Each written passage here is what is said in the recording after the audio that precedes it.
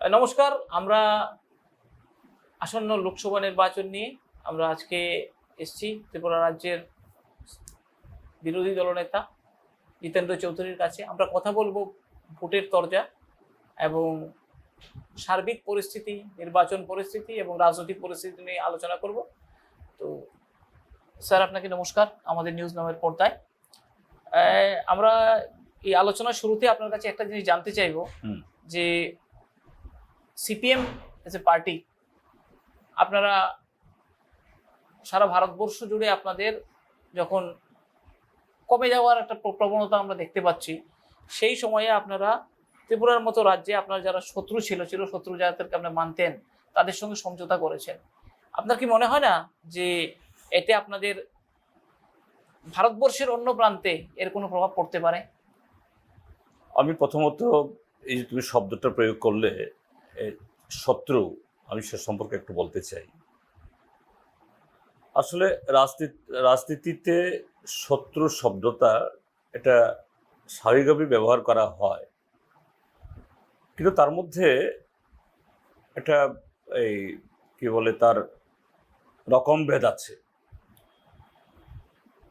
কংগ্রেসের সাথে আমাদের যে শত্রুতা বা যে পার্থক্য সেটা হলো কর্মসূচিগত এবং মতাদর্শগত।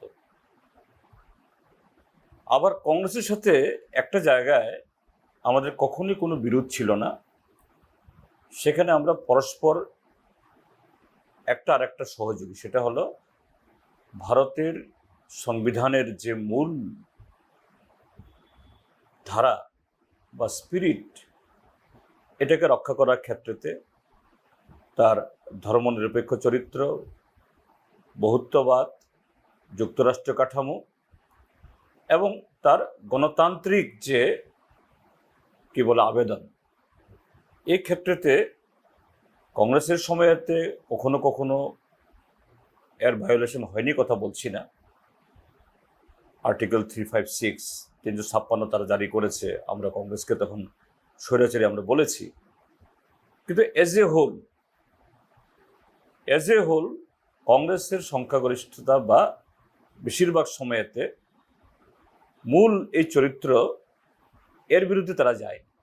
কিন্তু এই মুহূর্তে বিজেপি আসার পর যেরকমভাবে সংবিধানের এই মূল কাঠামোটাকেই ধ্বংস করে দেওয়ার চেষ্টা হচ্ছে, তো সেই জায়গায় আমাদের মধ্যে সে পার্থক্য কর্মসূচিগত ছিল, আছে এবং থাকবেও। এই পার্থক্য বুঝবে না, কখনো একাকার হবে না। কিন্তু দেশে যদি সংবিধানটাই না থাকে, ধর্মনিরপেক্ষ চরিত্রটাই, কাঠামোটাই যদি ধ্বংস হয়ে যায়, তাহলে রাজনীতি করার, মানুষকে নিয়ে লড়াই সংগ্রাম করার আর কোনো সুযোগ থাকবে না। কাজে এই জায়গায় দাঁড়িয়ে আমাদের এই সমঝোতা সেখানে হয়েছে। আর সারা দেশে এটা ঘটনা ইলেকটোরালি, নির্বাচনী ইয়ের দিক থেকে, শক্তির দিক থেকে আমরা স্বাধীনতার পর এত কম শক্তি আর কখনো হয়নি। এবং বিশেষ করে সপ্তদশ লোকসভা নির্বাচনে আমাদের ফলাফল খুব খারাপ হয়েছে। মাত্র 3টি আমাদের সাংসদ লোকসভাতে বা লোকসভা রাজ্যসভা মিলিয়েও এটা সর্বকালের কম ইয়েতে। কিন্তু যদি লড়াই সংগ্রাম এবং জনজীবনের মূল ইস্যুকে নিয়ে সারা দেশে রাজনৈতিক যে এই কর্মকাণ্ডতে, সেদিক থেকে দেখলে আমরা বামপন্থীরা, কমিউনিস্টরা এবং সিপিআইএম হিসাবে আমাদের শক্তি সেরকমভাবে ক্ষয় হয়েছে এটা বলা যাবে না। আরেকটা কথা এখন খুব বেশি চলে, সেটা হচ্ছে যে আপনাদের যে মতাদর্শগত পার্থক্য বলছেন আপনি, তারপরেও আপনাদের যে সখ্যতা, এটা মূলত আপনাদের রাজনৈতিক উদ্দেশ্য এবং ক্ষমতা দখলের লড়াইয়ে আপনারা একসঙ্গে হয়েছেন বলে আপনার দ্বারা যারা প্রতিপক্ষ তারা অভিযোগ করছেন। কিন্তু এই ক্ষেত্রে যেই জিনিসটা আমি আপনার কাছে জানতে চাইবো, সেটা হচ্ছে রাজনীতির লড়াইয়ে আপনারা কোন জিনিসটাকে প্রাধান্য দিতে চান? না, বললাম তো রাজনীতির লড়াইয়ে, হ্যাঁ, যেহেতু ভোটে লড়াই করা হার জিতের প্রশ্ন স্বাভাবিক, সেই জায়গাতে ক্ষমতা শব্দটা চলে আসে। কিন্তু লোকসভা নির্বাচনে সিপিআইএম কখনোই জাতীয় সরকার গড়ার মতো জায়গাতে কখনো ছিল না। এমনকি যে রাজনৈতিক এরকম জোট গড়ার মধ্য দিয়েও যে এরকম ক্ষমতার শেয়ার নেওয়ার সে চেষ্টা সিপিআইএম অতীতে করেছে তাও না। হ্যাঁ, আমরা দিল্লিতে ধর্মনিরপেক্ষ গণতান্ত্রিক সরকার তৈরি করার ক্ষেত্রেতে এবং দেশের সংখ্যাগরিষ্ঠ মানুষের যাতে সহায়ক হয়, মতাদর্শগতভাবে ভিন্নতা থাকলেও কিন্তু এরকম যে কম ক্ষতিকারক শক্তি যাতে দিল্লিতে আসীন হয় সেই ক্ষেত্রেতে আমরা মদত জুগিয়েছি। কিন্তু আমরা সেজন্য যখন ৬২ জন আমাদের এমপি হয়েছিল এক সময়তে, ইভেন ওই সময়তে জ্যোতিবাবুকে প্রধানমন্ত্রীর পদ অলঙ্কৃত করার জন্য সমস্ত দল মিলে আবেদনও করেছিল, আমরা তখনও আমরা যাইনি। কাজে সেদিক থেকে ক্ষমতা দখলের লড়াইয়ে আমরা এই ভোটে অবতীর্ণ হয়েছি, এরকম কখনো হয়নি, এখনো না। কিন্তু এখন কংগ্রেসের সাথে যে আমাদের শিব সন্ধ্যতা আবার কোনো কোনো রাজ্যে হয়নি, কেরালাতে হয়নি যেখানে আমাদের সরকার আছে, এবং সেখানে না হওয়ার পেছনে কারণটা হলো কি, যে কারণ মূল শত্রু এখন এই মুহূর্তে বিজেপি, সেই বিজেপির শক্তি কেরালাতে নগণ্য। কাজে সেখানে কি কংগ্রেস মানে জিতে বা আমরা জিতি বা আমরা কেউ হারি, এতে বিজেপি দখল করতে পারবে না। কাজে সেই জায়গায় বিজেপিকে রোখার জন্য যে আমাদের ব্যবস্থা নেওয়া দরকার, এটা কেরালার মধ্যে সে প্রশ্নটা আসে না। কেরালাতে সেখানে দুটো শক্তি বিন্যাস, একটা ইউডিএফ আর একটা এলডিএফ, সেটা চলছে। কিন্তু অন্য রাজ্যগুলোতে সেখানে এরকমভাবে সে বিন্যাসটা হয়নি। যেমন আমাদের রাজ্যে এখানে বিগত বিধানসভার ভোটে এটা প্রমাণিত বিজেপির শক্তি তেমন নেই, কিন্তু শাসন ক্ষমতায় থাকার সুবাদে অগণতান্ত্রিকভাবে স্বৈরাচারী কায়দায় সংখ্যালঘিষ্ঠ শক্তি হলেও সংখ্যাগরিষ্ঠের উপরে কর্তৃত্ব সেখানে করছে। কাজে এই জায়গায় দাঁড়িয়ে এরকম একটা অস্বাভাবিক পরিস্থিতিতে এটাকে আমাদের পক্ষে একা মোকাবেলা করা সম্ভব না।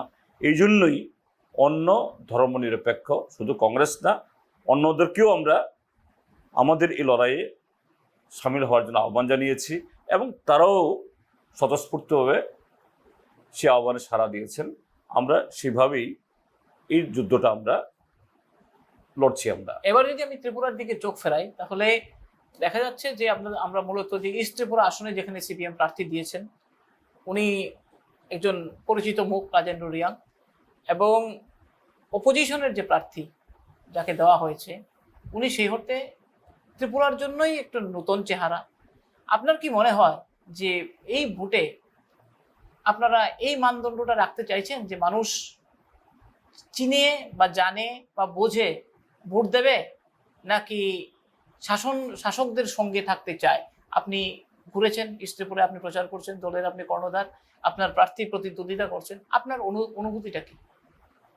দেখো, সাধারণত আমরা ব্যক্তির বিরুদ্ধে আমরা প্রচার করি না, আমাদের লড়াইটা রাজনৈতিক। এবং এবারও বহুলাংশে বিজেপি, মথা এবং আইপিএফটির বিরুদ্ধে রাজনৈতিক প্রচারে আমাদের হবে, ব্যক্তির প্রচার ঠিক সেরকমভাবে প্রাধান্য পাবে না। কিন্তু তারপরও এবার অন্তত কিছুটা হলেও সে ব্যক্তি প্রচারটা এসে যাচ্ছে। এই কারণটা কি, যে যিনি প্রার্থী হয়েছেন আমাদের বিরুদ্ধে এই শাসক দলের, তিনি একজন নিয়মিত রাজনীতিক নন, এ রাজ্যের নাগরিক নন, তার মা বাবা হয়তো বা ত্রিপুরার ছিলেন, কিন্তু কখনো ঠিক সেরকমভাবে ত্রিপুরার যেটাকে বলা হয় ডোমিসাইল তিনি ছিলেন না। এক, দুই হলো বহুদিন ধরে তিনি অন্য একটা রাজ্যের বাসিন্দা। ত্রিপুরার যে জল, হাওয়া, এখানকার ভাষা, সংস্কৃতি, রাজনীতি, অর্থনীতির সাথে তার কোনো যোগাযোগ নেই। এটা একটা দিক। এটা বিজেপির নিজস্ব প্রার্থী হলে কথাটা আমরা হয়তোবা কিছুটা আমরা বলতাম রাজনৈতিক প্রচারের বাইরে, কিন্তু এখানে আরেকটা বিষয় যুক্ত হয়েছে। তিনি তিপ্রা মথা পরিবারের সদস্যা। বাজারে তিপ্রা মথা দাবি করছে আমাদের প্রার্থী, তিপ্রা মথার প্রার্থী, তিপ্রা মথার লোক। তিপ্রা মথার ইস্যুটাকে তিনি দিল্লিকে তুলে ধরবেন। তিপ্রা মথার মূল ইস্যুটা কি?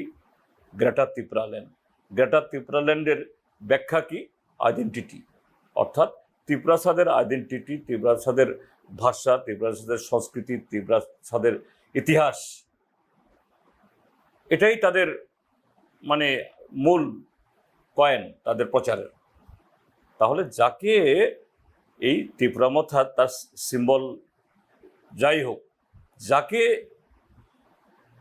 যে লোকটাকে বাছাই করা হয়েছে, তিনি সেই ত্রিপ্রাসাদের আইডেন্টিটি রক্ষার ক্ষেত্রেতে বা এটা বোঝার ক্ষেত্রেতে এটাকে সমৃদ্ধ করার ক্ষেত্রেতে কোনো প্যারামিটার্সে তিনি উপযুক্ত নন। তিনি ভাষা জানেন না, সংস্কৃতি জানেন না, এখানকার খাওয়া খাদ্য সম্পর্কে কোনো অভিজ্ঞতা নেই। আর সেই আইডেন্টিটির কথা বলা পার্টি তিনি ভোটে দাঁড়াচ্ছেন আর একটা দলের চিহ্ন নিয়ে। কাজে এই জায়গায় এটা ব্যক্তিগত আক্রমণ নয়, কিন্তু একটা চূড়ান্ত রাজনৈতিক সুবিধাবাদ, স্বেচ্ছাচারিতা। কাজে এই বিষয়গুলি আমরা অবশ্যই কিছুটা আনবো টোটাল রাজনৈতিক প্রচারের বাইরে, কিন্তু এটা ঠিক ব্যক্তিগত সেরকম আক্রমণ নয়। কারণ মথা যে পলিটিক্সটা করছে, যেভাবে ত্রিপুরার যে সরলমতি ট্রাইবেলদেরকে মানে ইমোশনালি এক্সপ্লয়েট করছে, এটাকে কাউন্টার দেওয়ার জন্য এই তথ্যটা তাদের চোখের সামনে তুলে ধরা দরকার। এবার আমি যদি ওয়েস্ট ত্রিপুরার দিকে দেখি, এখানে যিনি প্রার্থী হয়েছেন ইনি আমাদের কাছে পরিচিত স্বল্প সময়ের জন্য হলেও, এবং যিনি আপনাদের ব্লকের প্রার্থী তিনিও আমাদের পরিচিত লোক এবং এটা বিশিষ্ট রাজনীতিবিদ। কিন্তু দেখা যাচ্ছে যে প্রচারের ক্ষেত্রে সবসময় আমরা একটা জিনিস দেখতে পাচ্ছি যে প্রচারে রাজনৈতিক মতাদর্শগত যে কথা আপনি বলছেন, আপনার প্রতিপক্ষের তরফে কিন্তু সেই প্রচারটাকে তারা সেভাবে না করে এরা কংগ্রেস এবং সিপিএম এর যে সম্পর্ক সেটাকে হাইলাইট করার চেষ্টা করছে। এই যে জিনিসটা, এটা আপনি কিভাবে কাউন্টার করতে চান? আমি গতকাল না পরশু সাংবাদিকদের প্রশ্নোত্তরে একটা কথা বলতে বাধ্য হয়েছি। আমি সাধারণত আমরা এইভাবে বলি না, আমি বলি না কখনো, আমি এগুলোতে বিশ্বাসী না বা এটাকে আমি অ্যাভয়েড করে চলি। যে ত্রিপুরার যে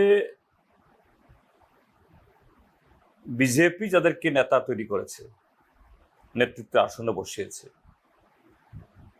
তাদের রাজনৈতিক ইতিহাস একেবারে স্বল্প এবং অস্বচ্ছ, এবং সামগ্রিকভাবে একটা সুবিধাবাদী অবস্থান থেকে তারা এসছে। কখনোই সেরকম রাজনীতি শেখার আগ্রহ, জানার আগ্রহ, রাজনীতির প্রতি শ্রদ্ধাবোধ তাদের ছিল না। এবং তাদের এখন সাংবিধানিক পদ, সুউচ্চ পদ সেখানে আসীন হয়েছেন। অন্তত আগে না হলেও এরকম পদ সামলাবার পর কিছুটা হলেও পরিবর্তন কারো কারো হয়, কিন্তু দেখা যাচ্ছে তাদের আরো বিপরীত হয়েছে। এই জন্য বলতে বাধ্য হয়েছি আমি যে বিপ্লব কুমার দেব যত বেশি লম্বা চোরা, তার রাজনৈতিক জ্ঞান বা এরকম এটা তত এটা তার বিপরীত। কাজেই এরকম উল্টা সিধা মন্তব্য করা, ব্যক্তিগত আক্রমণ করা, এটাই তার স্বভাব হয়ে গেছে এক। কিন্তু আমি বলবো এটা বিজেপির লোক এ কথাটা জানেন না। তার সম্পর্কে এই যে মুখ্যমন্ত্রীত্বের কালে এমন এমন সমস্ত কতগুলো কথা বলেছে, আমাজন নদী আফ্রিকাতে, তারপর মহাভারতের যুদ্ধের সময়তে এই ইন্টারনেট ছিল, ওই রুদি জলাতে হাঁস ছেড়ে সেখানে অক্সিজেন উৎপাদন বাড়াবে সে, আরও এরকম উদ্ভট অনেক কথা সে বলেছে। এটা বিজেপির হেডকোয়ার্টার বা নেতৃত্ব এতে বিব্রত হননি, কথা না হয়েছেন। তারপর সেই বিপ্লব দেবকেই মাত্র 48 ঘন্টা আগে যে বিপ্লব দেব দক্ষিণ ত্রিপুরার কোনো একটা জায়গায় গিয়ে বলেছেন যে 47 সাল অবধি ত্রিপুরার যে মুখ্যমন্ত্রীর আসন সম্পর্কে আর যেন কেউ না ভাবে। একই সাথে বিরোধীদের এবং নিজের দলের লোকদেরকেও তিনি এই হুঁশিয়ারি দিয়েছেন, অর্থাৎ তিনিই থাকবেন, তিনি যেদিন স্বেচ্ছায় ছাড়বেন না এই পদ কেউ পাবেন না। কিন্তু তার 48 ঘন্টা না যেতেই বিজেপি তাকে প্রায় ঘাড় ধাক্কা দিয়ে নামিয়ে বস্তা বেঁধে দিল্লিতে নিয়ে গেল। তো এই জায়গায় এটা স্বাভাবিকভাবে হয়নি, এটা অস্বাভাবিক ঘটনা। ত্রিপুরার জনগণ জানে না, ত্রিপুরাজ্যের বিজেপি পার্টিও জানে না, আমরাও জানি না কি হয়েছে, কিন্তু এটা ঘোরতর সেরকম একটা কিছু হয়েছে যা বিপ্লব দেবকে না সরালে এগুলো বেরিয়ে আসবে। গোটা বিজেপি তারা অসুবিধায় পড়তে হবে, করেছে। কিন্তু সেই বিপ্লব দেবকে তার রাজ্যসভাতে আরো 4.5 বছর মেয়াদ থাকা অবস্থায় তাকে প্রার্থী করেছে বিজেপি। কোন জায়গায়? আরেকজন মহিলা যে বিজেপি নেতা বা প্রধানমন্ত্রী বেটি বাঁচাও বেটি পড়াও দিদিদের আত্মনির্ভর করা স্লোগান তোলেন, সেই জায়গায় এরকম একজন বেটি বা এরকম একজন দিদি এত ডাকাবুকো, তার সম্পর্কে এরকম ভাবে অনেক প্রচার দিয়েছে, তাকে বসিয়ে দিয়ে বিপ্লব দেবকে প্রার্থী করতে বাধ্য হওয়া, এটা কি বোঝায়? বিজেপির রাজনৈতিক দেউলিয়াপনা, অর্থাৎ বিজেপির দলটা এমন জায়গায় হয়ে গেছে, গোটালা এবং এরকম অস্থির যে মস্তিষ্ক, যাদের নানা ধরনের এরকম কেলেঙ্কারের সাথে যুক্ত, এগুলি ছাড়া বিজেপিতে এখন ভালো লোক নেই। কাজেই এই লোকদের সামনে রেখেই বিপ্লব দেব তার মুখ্যমন্ত্রিত্বের কালে যে কালচার তৈরি করেছে, গুন্ডা culture, mafia culture, rigging culture, তার হাত ধরে সিটটা ধরে রাখা যায় কিনা তার মরিয়া চেষ্টা। এবং এই জায়গায় বলবো, বিপ্লব দেব যখন এইভাবে তার সমস্ত রাজনৈতিক শিষ্টাচার ইত্যাদি ভুলে গিয়ে বিজেপি তাকে দিয়ে এই সমস্ত কথা বলাচ্ছে, জনগণের মধ্যে প্রশ্ন আসছে, এই দাবি উঠছে। কারণ বিপ্লব দেব মুখ্যমন্ত্রী ছিলেন, এখন রাজ্যসভার মেম্বার, এটা পাবলিক পোস্ট, এটা শুধু দলের সিদ্ধান্ত হতে পারে না। একটা পাবলিক পোস্টে থাকা, আসীন করা একজন ব্যক্তিকে কেন সরানো হলো, ত্রিপুরাজ্যের জনমনে সেরকমভাবে হয়তো বা প্রকাশ্যে কেউ বলে না, কিন্তু প্রত্যেকটা মানুষের কাছে প্রশ্ন, বিজেপি তার রাজনৈতিক নৈতিকতা থাকলে পরে কারণটা জানা। কাজেই বিপ্লব দেব যত আবুল তাবুল বকছে, এই প্রশ্ন কিন্তু তত বেশি বেশি করে উঠছে।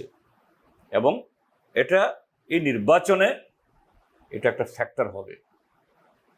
বিজেপির বিরুদ্ধে জনগণের যে অবিশ্বাস, এটা আরো বেশি সংহত হবে তার এই জাতীয় ব্যবহার, এবং তার সেই কৃতকর্ম সম্পর্কে বিজেপি নেতৃত্ব সাইলেন্ট থাকার কারণে তার বিরুদ্ধে মানুষের রায় যাবে। এটা আগামী 4 জুন তার প্রতিফলন নিঃসন্দেহে দেখা যাবে। আরেকটা কথা, যে আপনি যে কথাটা বললেন যে অধ্যত্ত ছিল, রাজনৈতিক শিষ্টাচার ছিল না, প্রতিহিংসামূলক রাজনীতি তিনি করেছেন, যার ফলে আমরা মোটামুটি বিরোধী দল তো সাফার করেছে, সেই সঙ্গে মিডিয়া অনেক বেশি সাফার করেছে, প্লাস সাধারণ মানুষও সাফার করেছে। আমরা তখনও আপনাদেরকে নানাভাবে লড়াই করতে দেখেছি, যতবার লড়াই করেছেন ততবার কোর্টে গেছেন, থানায় আপনাদেরকে যেতে হয়েছে। সেই পরিস্থিতি, সেটাই বিজেপি দল ছিল, আজকেও সেই দল বিজেপি দল ক্ষমতায় আছে। কিন্তু আপনি কি কোনো বিজেপির মধ্যে কোনো কোয়ালিটেটিভ চেঞ্জ দেখতে পাচ্ছেন কিনা? না, এই বিজেপির কোয়ালিটিভ চেঞ্জ হওয়ার কোনো সুযোগ নেই। কারণ এটা এটা কোনো আঞ্চলিক বা কোনো সেক্টরাল তার পরিণতি না, এটা এজ এ হোল নরেন্দ্র মোদীর নেতৃত্বে দেশের রাজনীতি, দেশের সামাজিক, সাংস্কৃতিক, অর্থনৈতিক অবয়বটাকে যেভাবে কুক্ষিগত করার চেষ্টা হচ্ছে, করায়ত্ত করার চেষ্টা হচ্ছে, সব কিছুকে একটা দুর্নীতির পঙ্কিলে ডুবিয়ে দিয়ে এই যে ইলেকট্রাল বন্ড, ভারতের সর্বোচ্চ ন্যায়ালয় তার দ্বারা ভর্ষিত, তার দ্বারা আজকে এটা গুরুতর অন্যায়, এটা এস্টাবলিশড। কিন্তু এটা মাত্র একটা কথা আছে না, ये तो अभी ट्रेलर है, पिक्चर अभी बाकी है। এটা ছোট্ট ট্রেলার মাত্র। PM কেয়ার্স থেকে শুরু করে রাইট টু ইনফরমেশন এর হাঁটু ভেঙে তার নখ দাঁত এগুলাকে ভোতা করে দিয়ে অসংখ্য জনগণের প্রশ্ন যেটা আইনগতভাবে দেওয়া উচিত এগুলাকে চাপা দিয়ে যেভাবে এই দল সর্বভারতীয় ক্ষেত্রেতে আমাদের দেশের ঐতিহ্য, পরম্পরা এগুলাকে প্রায় নস্যাৎ করেছে, এতে বিজেপি দলে এর থেকে ভালো মানে নতুন পরিবেশ, ভালোর দিকে আসার কোনো সম্ভাবনা নেই। এখানে এরকম এই বিপ্লব দেবের মতো পলিটিক্যালি যাদেরকে প্রায় বলা যেতে পারে একটা গার্বেজ চিন্তা ভাবনার মধ্যে, নেগেটিভিটি ছাড়া, হিংসা ছাড়া, প্রতিহিংস পরায়ণতা ছাড়া, অ্যান্টি পিপল, অ্যান্টি আমাদের যে এই লেগাসি, এই জাতীয় চিন্তা ছাড়া তাদের মাথার মধ্যে কিছুই নেই। মানুষকে শুধু একেবারে এদের মানে বৃত্ত ভাবা, এটা বিপ্লব দেবের কারণে না, তাকে যারা চালাচ্ছে, তার মাথার ওপর যাদের হাত আছে, আশীর্বাদ আছে, এরাই আজকে দেশের হর্তা কর্তা বিধাতা। কাজেই বিজেপির মধ্যে এর চেয়ে ভালো মানুষ পাওয়ার সুযোগ নেই। এই জন্যই তাদের বিসর্জন ছাড়া, এদের সম্পূর্ণভাবে ক্ষমতাচ্যুত করে রাজনীতির দৃশ্যপট থেকে পানিশমেন্ট না দেওয়া ছাড়া এই দেশের মানুষের আর গত্যন্তর নেই কোথাও। একটা কথা, ইলেকট্রাল বন্ড নিয়ে আপনি যেটা বলছেন, সেই ক্ষেত্রে বিজেপির যে বক্তব্য সেটা হচ্ছে অনেকটা এরকম যে নির্বাচন করতে গেলে টাকা পয়সা চাই, আগেও টাকা পয়সা ব্যবহার হতো, কেউ বেশি করতো কেউ কম করতো, কিন্তু সেটা ছিল কালো টাকা। ইলেকট্রাল বন্ডের মাধ্যমে আমরা টাকার হিসাবটা রাখার চেষ্টা করেছি, তো ভুলটা কোথায়? তো আমি তোমাকে শুধু এটুকুই বলবো,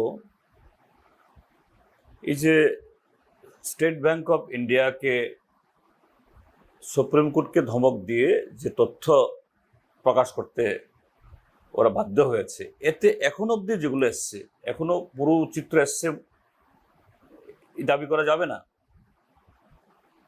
এমন এমন কোম্পানি এর টাকা দিয়েছে, যেমন এয়ারটেল কোম্পানি,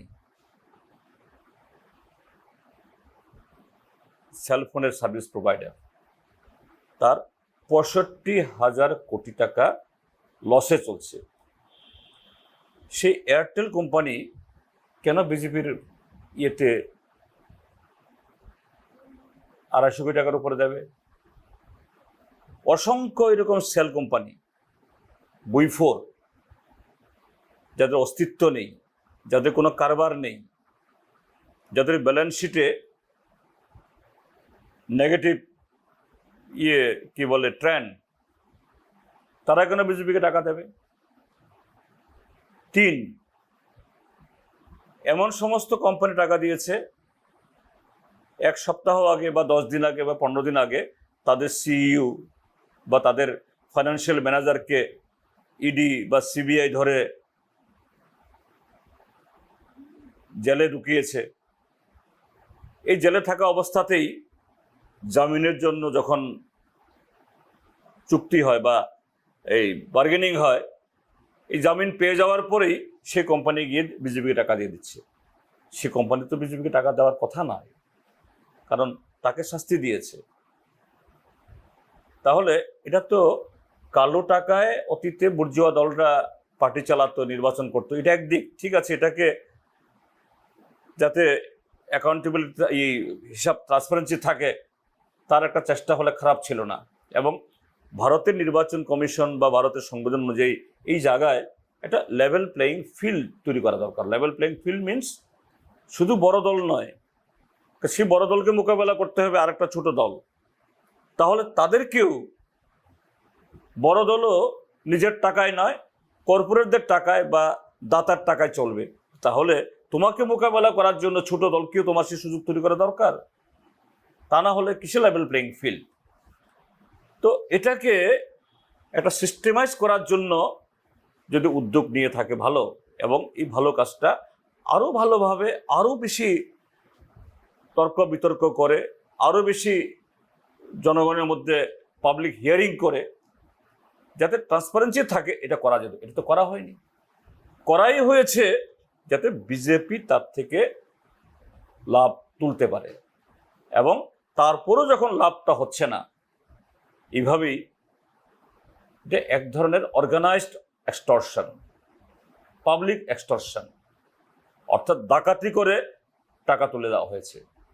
কাজে এই দাবি আমি দেখলাম সেদিন আরবিআই এর অনুষ্ঠানে। আমি জানি না ভারতের প্রধানমন্ত্রী নরেন্দ্র মোদীকে তো অশিক্ষিত তো কেউ বলবে না, আবার তার দুটো ডিগ্রি, সে ডিগ্রিরও আবার কোনো প্রমাণ নেই।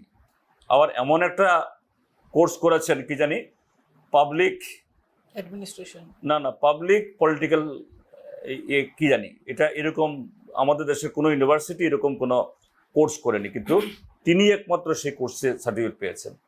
এগুলো নিয়ে বিতর্ক আছে, কিন্তু অবশ্যই আমি ওনাকে মানে অশিক্ষিত বলবো না, শিক্ষিত বলবো, জ্ঞানী মানুষ। তো তিনি একটা মডেল কোড অফ কন্ডাক্ট চলছে, এই সময়তে একজন সাধারণ রাজনীতিকও তাকে পাবলিকলি কি বলতে হবে, কি বলা উচিত না, এবং পাবলিক পোস্টে যদি আসীন থাকেন তিনি ওই সময়তে যেতে পারেনি কিনা সেখানে, এই বুঝ জ্ঞান তো তার নেই কথা না। কিন্তু গিয়ে আরবিআই এর সভাতে গিয়ে বলছেন আমি আবার প্রধানমন্ত্রী হয়ে আসছি। তাদেরকে বলছেন 100 দিন বাদে আপনারা কি করবেন চিন্তা ভাবনা করে আসুন। এটা seriously violation of model code of conduct. এবং সেখানে দাঁড়িয়ে বলছেন ইলেকট্রাল বন্ড নিয়ে যা হলো প্রস্তাবে, তিনি কাকে ধমক দিলেন আমি জানি না। কাকে বলছেন? সুপ্রিম কোর্টকে বলছেন না বিরোধী দলগুলোকে বলছেন? না, যে ইলেকট্রাল বন্ড ঠিক ছিল এটা নিয়ে আগামী দিন প্রস্তাবে। এখন তিনি কাকে ইঙ্গিত করলেন অন্তত আমি বুঝতে পারিনি, বিরোধীদের না সুপ্রিম কোর্টকে। তো এই হলো আজকে দেশের নেতৃত্ব, তার হাতে দেশের 140 কোটি মানুষের ভাগ্য। কোথায় নিয়ে যাবে দেশটাকে, কোন জাহান্নামে? এবার আমরা শেষের দিকে চলে এসেছি। শুধু একটা কথা আপনাকে জানবো যে ত্রিপুরা এবং পশ্চিমবঙ্গে বামপন্থার একটা বিচরণ সবসময় ছিল, এবং আপনার কি মনে হয় যে গত লোকসভায় আপনাদের রেজাল্ট খারাপ হয়েছে, আপনি আগেই বলেছেন যে পশ্চিমবাংলার একটা খুবই খারাপ ফল আমরা দেখেছি। এই বছর আপনার কি ধারণা যে পশ্চিমবাংলায় কি হবে? পলিটিক্সে অবশ্যই যে রেজাল্টটা, সাধারণ মানুষ রেজাল্ট দিয়ে পলিটিক্সে কারা শক্তিশালী, কারা প্রভাবশালী, কাদের শক্তি ক্ষয় হচ্ছে একটা অংশ বিচার করেন। কারণ এতটা আসনের মধ্যে তাদের মাত্র এতজন এমএলএ, এতজন এমপি, এতজন মিউনিসিপাল বা এই ভিলেজ বডির মেম্বার, এটা একটা হিসাব হয়। কিন্তু আরেকটা হিসাব রাজনীতিতে আছে, সেটা হলো যে কোন রাজনৈতিক দল